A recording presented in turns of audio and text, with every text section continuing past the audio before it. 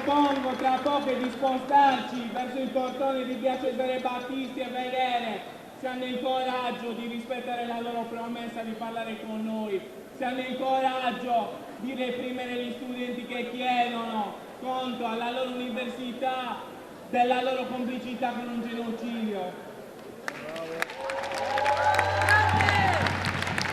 Da quando gli studenti universitari pro-Palestina hanno iniziato la loro manifestazione qui nel cortile del Palazzo del Bocio, e da venerdì a oggi è la giornata più delicata, perché era prevista la seduta del Senato accademico che gli studenti contestano perché vogliono che prenda la decisione di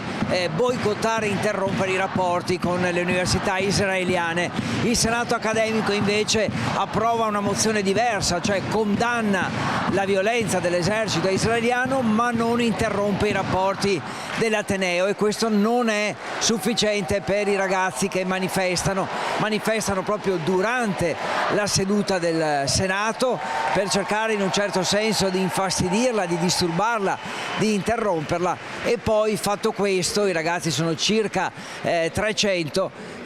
cercano di avvicinare i professori al termine della seduta del Senato proprio per avere un contatto con loro, quello è un momento un po' più delicato, con la polizia presente ma all'esterno dell'università, ben lontana, proprio per non aumentare, diciamo così, la tensione.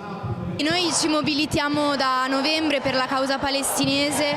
e abbiamo in più occasioni tentato un'interlocuzione con il Senato accademico che non ci è mai stata concessa. Ogni tanto, appunto, oltre che non esserci stata concessa un'interlocuzione, ci siamo trovati davanti a una forte repressione con la celere schierata davanti alle porte dell'università. Fino a dove siete disposti ad arrivare? Allora, questo è un tema. Noi vogliamo semplicemente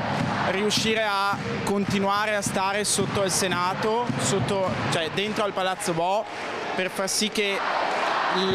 l'istituzione accademica si renda conto che questa non è una minoranza studentesca, ma è una maggioranza studentesca politica.